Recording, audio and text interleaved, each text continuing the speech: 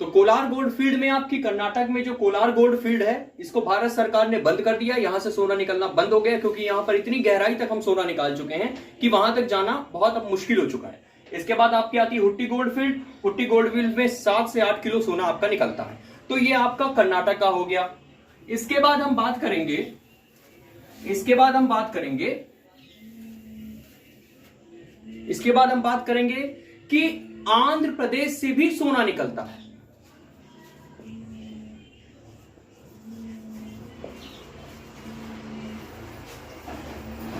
आंध्र प्रदेश से भी सोना निकलता है। आंध्र प्रदेश से सोना निकलता है हमारा आंध्र प्रदेश के अनंतपुर जिले से। आंध्र प्रदेश में अनंतपुर डिस्ट्रिक्ट से, आंध्र प्रदेश के अनंतपुर डिस्ट्रिक्ट से आपका सोना निकलता है।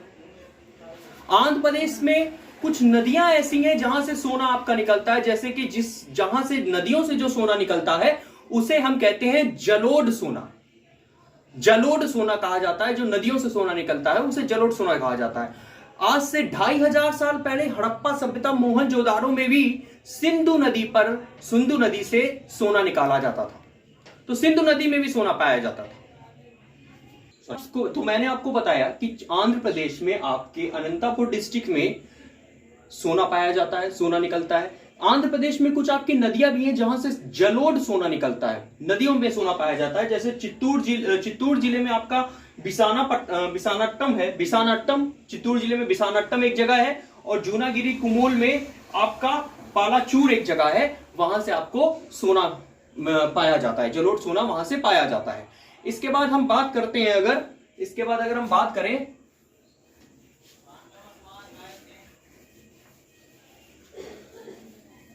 तो इसके बाद अगर हम बात करें झारखंड की, हमारे भारत देश में झारखंड से भी सोना पाया जाता है।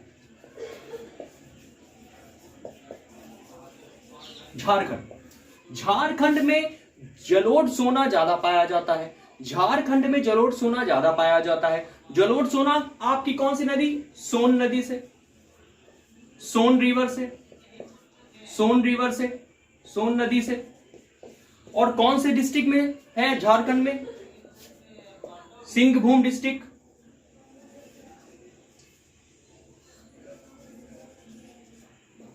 सिंहभूम डिस्ट्रिक्ट से आपका जलोढ़ सोना जो है झारखंड के सिंहभूम डिस्ट्रिक्ट से पाया जाता है। तो ये आपके झारखंड की बात हो गई। झारखंड में भी सोना मिलता है, आंध्र प्रदेश में भी सोना पाया जाता है आपका। तो सोना जो है हमारे भारत देश में कई जगह से पाया जाता है। केरला की अगर हम बात करें,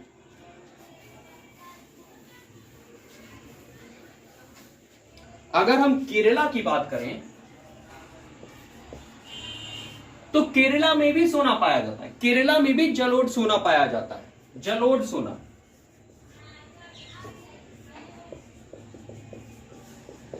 नदियों से सोना मिलता है। तो ये केरला की बात हो गई। इसके बाद राजस्थान से भी हमें सोने के मिलने के साक्ष्य मिले हैं। सोना पाया जाता है राजस्थान से, कुछ मात्रा में सोना राजस्थान से भी पाया जाता है। राजस्थान में भी सोना पाया जाता है। तो ये आपके भारत देश में जहां जहां आपका सोना पाया जाता है, जिन जिन जगहों पर सोना पाया जाता है वो जगहें थी।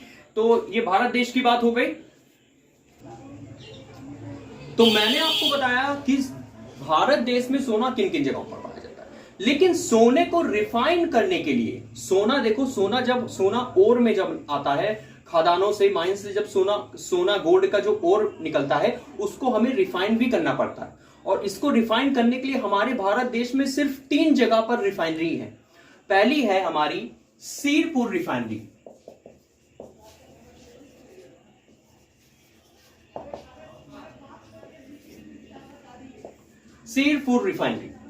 सीरपुर रिफाइनरी जो ये है, ये आपकी सरकारी है।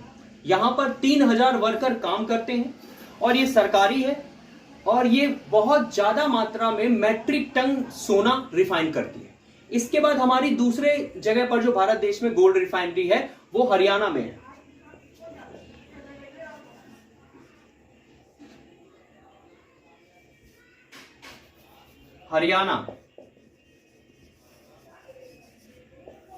अच्छा, दूसरी जो हमारी गोल्ड रिफाइनरी है वो हरियाणा में है। हरियाणा वाली जो गोल्ड रिफाइनरी है वो इंटरनेशनल गोल्ड रिफाइनरी है, इंटरनेशनल गोल्ड रिफाइनरी। और तीसरी जो हमारी रिफाइनरी है वो केरला में है, केरला में।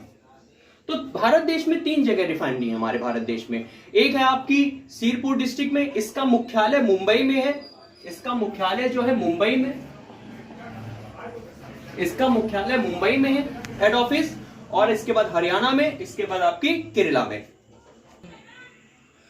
तो यहां पर अगर हम गोल्ड की बात करें तो गोल्ड की जो डिमांड है ना वो हमारे भारत देश की महिलाओं ने ज्यादा बढ़ा दी। क्योंकि गोल्ड, देखिए सीधी सी बात है, गोल्ड आदमी भी पहनना पसंद करते हैं, औरतें भी पहनना पसंद करते हैं, लेकिन प्रचलन में क्या है, औरतें ज्यादा पहनती हैं गोल्ड। जो गोल्ड है, गोल्ड ज्वेलरी जो है, औरतें ज्यादा पहनती हैं और आदमी, सपोज दैट मान लीजिए 100 में कोई 10 आदमी होंगे जिन्हें गोल्ड ज्वेलरी पहनने का शौक होगा। आदमी को इतना शौक नहीं होता है, मगर महिलाओं को बहुत ज्यादा शौक होता है। अब बात आती है यहां पर ये कि अब शादी वगैरह का जब सीजन आता है, जब शादी वगैरह का सीजन आता है तो उस समय गोल्ड ज्वेलरी की डिमांड ज्यादा होती है। अक्षय तृतीया में गोल्ड ज्वेलरी की डिमांड ज्यादा होती है, गोल्ड खरीद ले, हम सोना खरीदते हैं। अक्षय तृतीया हो गया आपका, धनतेरस हो गया आपका, उसमें गोल्ड ज्वेलरी की डिमांड ज्यादा होती है। लेकिन सबसे बड़ी बात जो होती है कि शादी वगैरह का जब सीजन आता है तो उस समय महिलाएं जो होती हैं सज संवर करके गोल्ड ज्वेलरी पहन करके शादी वगैरह में जाते हैं। तो यहां पर कॉन्सेप्ट ये है कि गोल्ड ज्वेलरी जो है, गोल्ड ज्वेलरी जो है, इसको खरीदने से पहले आपको बहुत ही अवेयर रहना है। Be careful of gold jewellery purchased. आपको बहुत ज्यादा केयरफुल रहना है। क्यों केयरफुल रहना है? देखिए, सबसे पहली चीज तो यह है कि हमारे देश में, भारत देश में 22 कैरेट गोल्ड की ज्वेलरी बनती है। 22 कैरेट गोल्ड में ज्वेलरी बनती है। अब 22 कैरेट गोल्ड की बात करें तो 24 कैरेट गोल्ड जो है वो तो हमारा शुद्ध गोल्ड है, इसमें ज्वेलरी बन नहीं सकती क्योंकि इतना मुलायम होता है, इतना नरम होता है कि इसमें ज्वेलरी बन नहीं सकती। मुड़ जाएगा, कंगन बनाओगे, हार बनाओगे, वो मुड़ जाएगा। आसानी से कोई चेन स्नैचिंग करेगा, टूट करके भाग जाएगा निकल करके। तो 24 कैरेट में नहीं बनती, 22 कैरेट में बनती है। अब 22 कैरेट की शुद्धता क्या है, पहले ये समझिए इसमें कितना सोना होता है। तो 22 कैरेट में सोना पहले जो होता था वो 22 कैरेट में सोना की अगर हम बात करें तो इसको अगर हम डिवाइड कर दें 22/24 मल्टीप्लाई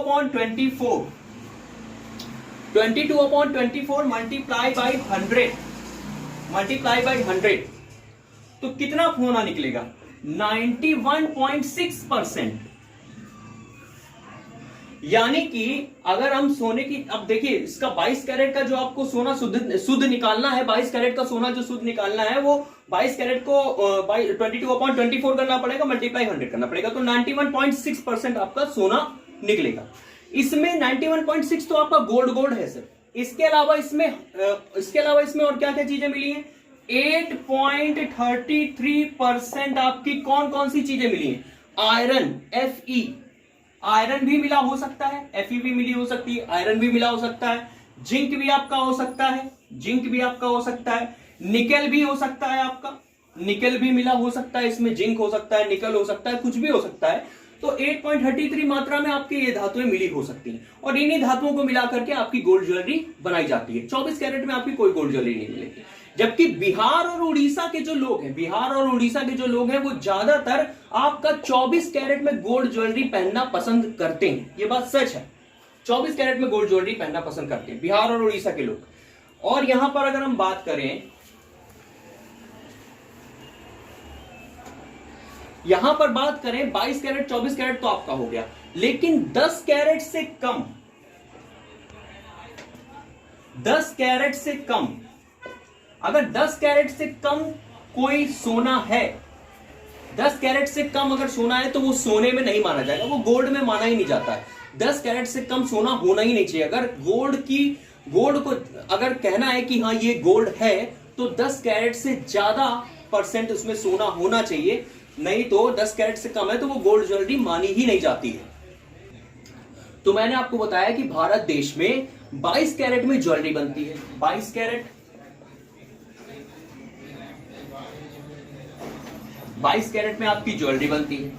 अब 22 कैरेट ज्वेलरी जो है, सपोज दैट मान लीजिए कि आज आपका 22 कैरेट गोल्ड का रेट भारत देश में 54,000 है।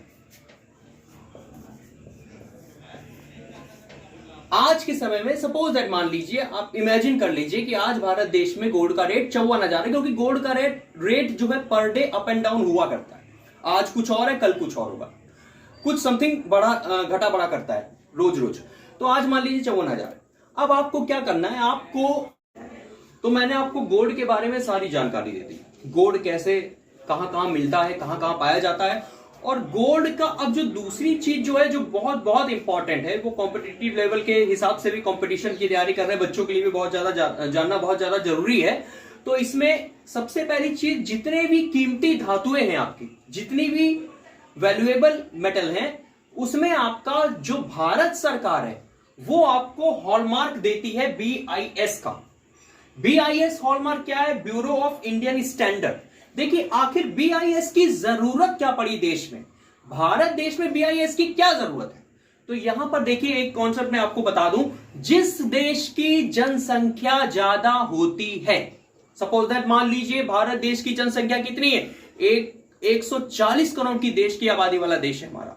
अब इतनी बड़ी जनसंख्या में हमें सबको गुणवत्ता वाली चीज प्रोवाइड करानी, मतलब जिसमें क्वालिटी हो, जिस चीज में क्वालिटी हो ऐसी चीज हम अपने देश के लोगों को दें।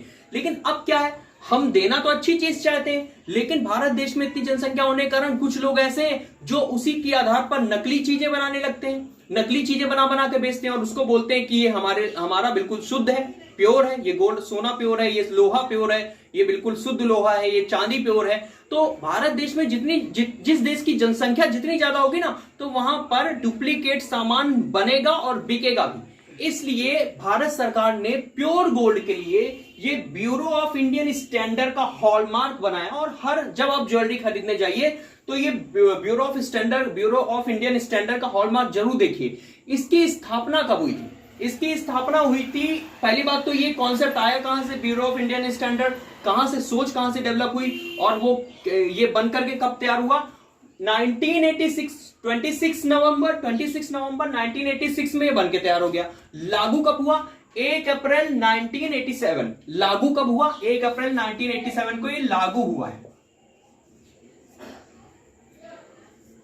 लागू हुआ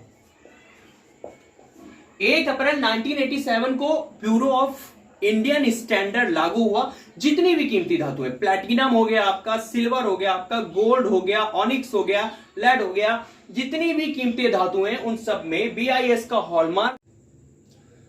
तो मैंने आपको बताया कि हमारा जो गोल्ड है वो किन किन जगहों पर भारत देश में मिलता है। चलिए अब हम बात करते हैं कि गोल्ड को जब हम खरीदने जाते हैं, परचेज करने जाते हैं, तो हमें बहुत सावधान रहना चाहिए। क्योंकि देखिए हम गोल्ड खरीदते कहां से? गोल्ड स्मिथ से, सुनार से। तो सपोज दैट मान लीजिए कि आज की डेट में आपके गोल्ड का जो रेट है वो 54,000 है 10 ग्राम का। 10 ग्राम का गोल्ड का रेट 54,000 है और आपको अंगूठी बनवानी है कितने ग्राम की? 4.5 ग्राम की। तो आपको अंगूठी बनवानी है 4.5 ग्राम की। 10 ग्राम का रेट 54,000 रुपए है। 54,000 रुपए है 10 ग्राम का रेट, 54,000 रुपए है आपका, और 4.5 ग्राम की आपको अंगूठी बनवानी है। तो हम सबसे पहले क्या करेंगे? गोल्ड का रेट निकालेंगे 4.5 ग्राम के हिसाब से। तो क्या करेंगे? 54,000 मल्टीप्लाई 4.5, 4.5 डिवाइडेड बाई 10।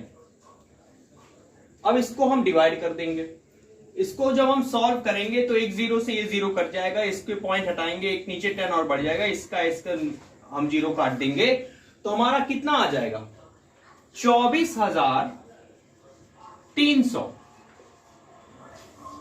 ये हमारा आ गया गोल्ड का रेट। अब इसके बाद क्या है? इसके बाद 24,300 तो आपने गोल्ड रेट निकाल लिया, GR। GR आपने कितना निकाल लिया? 24,300।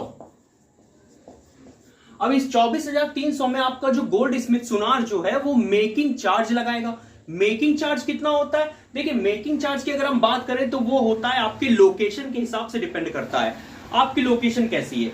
अलग अलग लोकेशन पर अलग अलग मेकिंग चार्ज लगाते हैं सुनार गोल्ड स्मिथ जो होते हैं। कहीं पर 10% लगता है, कहीं पर 10%, कहीं पर 15%, कहीं पर 20%, इस तरीके से मेकिंग चार्ज लगती है। अब सपोज दैट मान लीजिए हमने इस रेट पर आपका 10% लगा दिया, तो अगर इस रेट पर 24,300 पर अगर आप 10% अपना लगाते हैं मेकिंग चार्ज, तो ये आ जाएगा 2430 रुपए। ये 2430 रुपए आपकी मेकिंग चार्ज हो गई। और इसके बाद आपकी जीएसटी आपकी लगती है कहीं पर 2%, कहीं पर 3%, इससे ज्यादा जीएसटी नहीं लगती। 2 या 3 से ज्यादा परसेंट से जीएसटी नहीं लगती है।